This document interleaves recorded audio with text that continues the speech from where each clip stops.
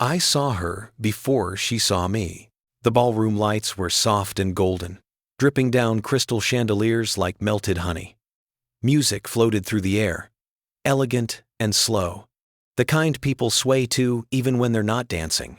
Everyone in the room wore clothes that whispered money, tailored suits, glittering dresses, watches that cost more than cars. I didn't belong there. Not with my borrowed suit. Not with the creases I tried and failed to iron out. Not with the shoes I had polished 3 times just to hide the scuffs. I was there because I needed the job.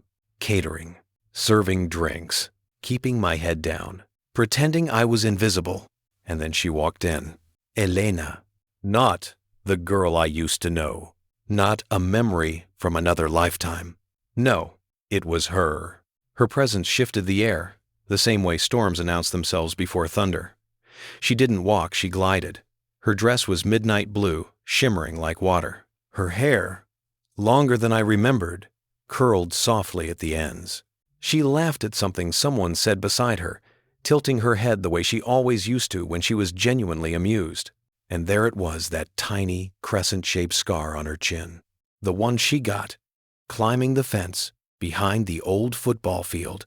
The one I kissed when we were 15, promising I'd protect her next time. She didn't see me. Not yet. Years hadn't erased her. Success hadn't changed her smile. But everything else? Different. She carried herself like someone who had fought battles most people never saw and won. I swallowed hard and looked away before my heart betrayed me. Because what would I even say? Hi. Sorry life tore us apart. Sorry your parents hated me. Sorry mine couldn't fight harder. Sorry time swallowed our promises whole. And also, I'm still in love with you. Yeah. No. I refilled champagne glasses instead. Invisible, quiet, professional. At least, that's what I told myself. But fate is stubborn. And so is memory. A few minutes later, while I was standing near the balcony doors, pretending to admire the skyline while actually just catching a breath, I heard her voice behind me. Soft, familiar. Excuse me, do you have water? I turned. Our eyes met. The world stopped. The city outside faded. Music dulled. My heart punched my ribs so hard I thought the glass in my hand would shatter. Her lips parted, stunned recognition flickering across her face. Daniel? It was barely a whisper. For a heartbeat, neither of us moved. Elena, standing inches away, close enough to touch. Older, beautiful, more real than every dream I'd had about her. I forced myself to speak, though my voice didn't quite cooperate. Hey, out of all the words in the universe, that's what I came up with. She blinked once, twice, then let out a breathy, disbelieving laugh. I didn't expect. Her gaze dropped to the catering tray, then to my suit, then back to my face. There was no judgment there, no pity, just something softer, something careful. I handed her the water. My fingers brushed hers. Heat shot through me like electricity. She felt it too, her breath caught just slightly. Years vanished. We were 17 again, sneaking out, sharing secrets under starlight, dreaming of running away where no one could reach us.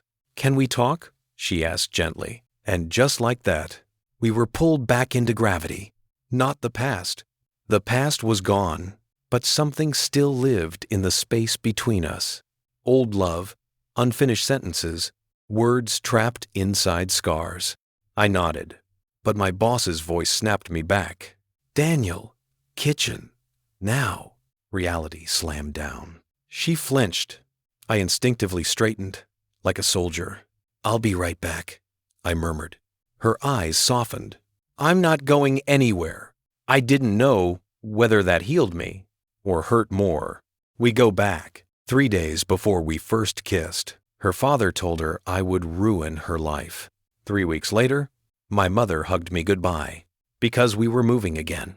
Rent too high, job gone, promises broken. We met when we were 14, 2 lonely kids from 2 different worlds.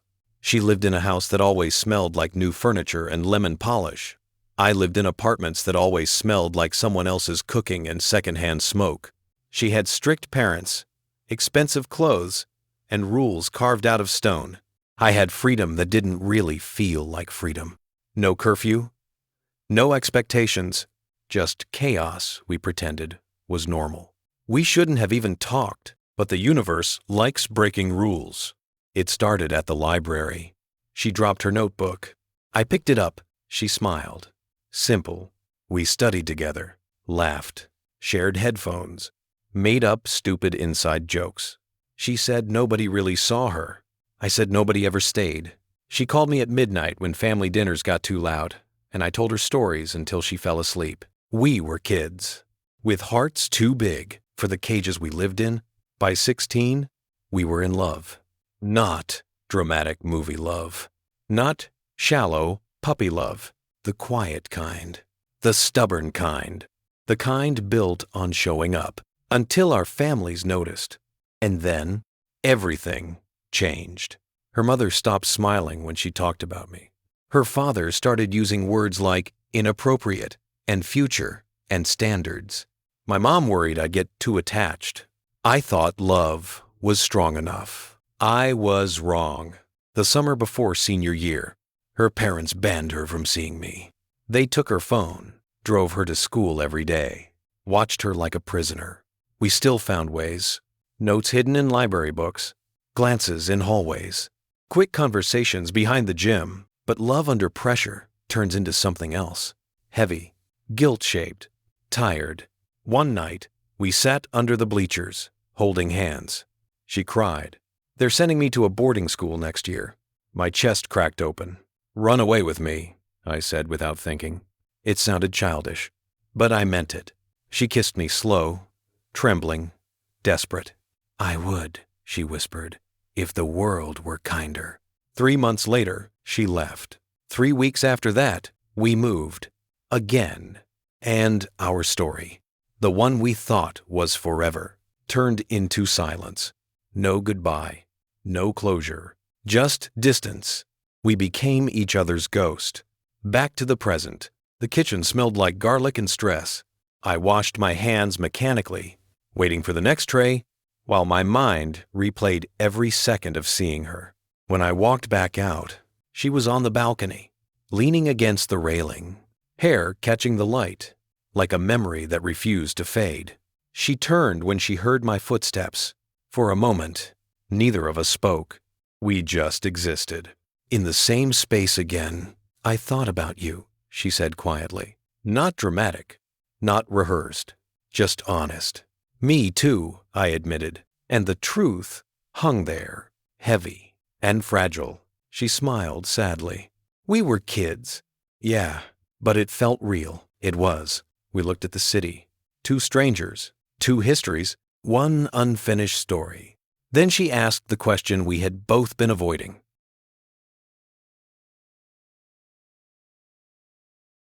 So, what happened to you, Daniel? And just like that, the past and the present began to braid themselves together, not with blame, not with regret, but with the quiet ache of 2 people who once promised forever and were finally brave enough to talk about why forever broke.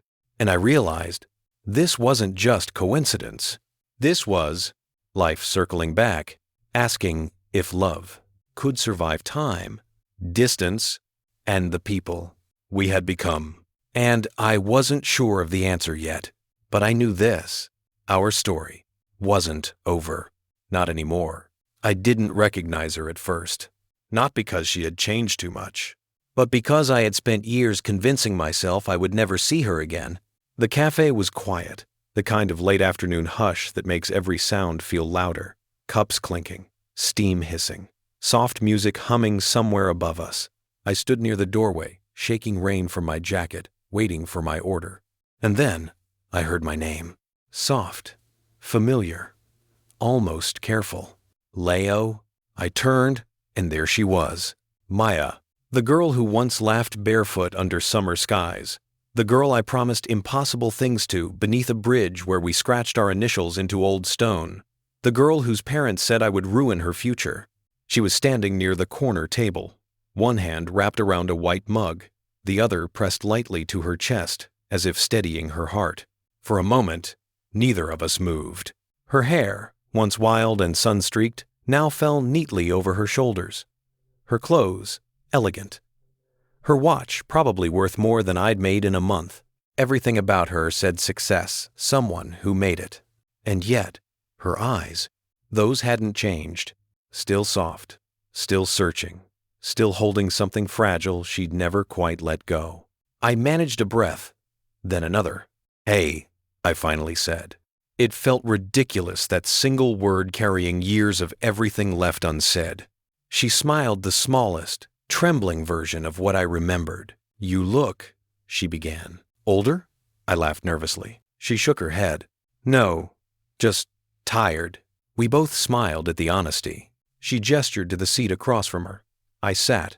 Between us, silence stretched. Not uncomfortable, just careful, as if we were scared that speaking might break something sacred. I noticed the faint lines around her eyes, the faint weight she carried in her shoulders. Something in her posture said strength, but also exhaustion. "So," I said, because someone had to, "how have you been?" She hesitated. That hesitation told me everything.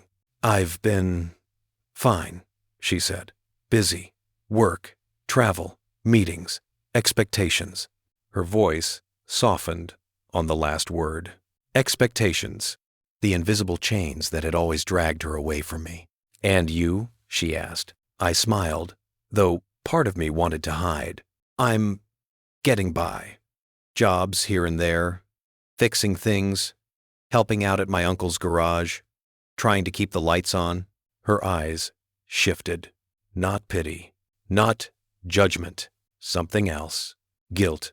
My chest tightened, because this was exactly what her parents had said. "He will hold you back. He has nothing. He will never be enough." Back then, those words cut deeply. Now, they only made me tired. The barista called my name. I stood, grabbed my coffee, returned to the table. Her gaze followed every movement, soft and intent, as if studying someone precious she had misplaced. "Are you married?" she asked gently. I shook my head. "No." "You?" She stared into her cup. "No." Is. Something heavy fell into the space between us. We both laughed at the absurdity of it. All these years, different worlds, different lives, and somehow we were still alone. "Do you ever think about," she began, then stopped. "Us?" I finished for her. She nodded. The air thickened. "Yeah," I said quietly. "More than I should." She looked away, blinking fast, as if fighting tears. "I do too," she whispered. "Sometimes I wonder if everything I chased cost me something I can't get back." My throat tightened, because that sentence, that was our whole story. We sat there, letting truth settle like dust. Finally, she asked, "Do you remember that night on the bridge?" I couldn't help but smile. "Of course. You said you wanted the world." She laughed softly. "And you said, 'I don't have the world, but I have two hands and I'll build you one.'" Silence again. Not empty. Full. Full of everything we never stopped being. Then carefully she leaned forward. "Can I tell you something?" she said. "Anything. My parents didn't just push me to leave you. They threatened to cut me off. College, travel, everything. They said loving you meant choosing poverty." She paused, swallowing hard. "So I chose safety, stability, approval. All the things I was raised to believe mattered. And I convinced myself that losing you was just growing up." There it was. The truth I had always known, but never heard. "It wasn't your fault," I said, even if part of me still hurt. She shook her head. "No, but it was my choice." Her voice cracked, and I've lived inside that choice every day since. I stared at the table, at my worn hands, at the scars from work and long winters, and too many times wondering if I'd ever be more than this. "Maya," I said softly, "I never wanted to be the reason you lost everything." She looked straight at me. "But you were the only thing that ever felt real." The room faded, Time faded. All that existed was the two of us, older, bruised, weathered by life, but somehow still tethered. She took a slow breath. Leo, do you think things might have been different if we had fought harder? I thought about all the nights I waited by the phone, all the letters I wrote but never sent, all the times I almost boarded a bus just to see her face, and all the ways life quietly erodes the courage of 18-year-old hearts. Maybe, I said, or maybe we would have broken each other trying to swim against a current we weren't ready for. She nodded, wiping a tear. Maybe. Outside, the rain slowed. Inside, I felt something strange. Not bitterness, not regret. Something like acceptance. We were no longer those kids. We had walked roads that shaped us. And somehow, those winding roads had led us back not to rewrite the past, but to understand it. Maya breathed in deeply. I'm glad we saw each other again, she said. Yeah, I whispered. Me too. We didn't promise anything. We didn't pretend the universe owed us a second chance. We simply sat there for a little while longer, letting the years settle between our hands. And when we finally stood to leave, we hugged.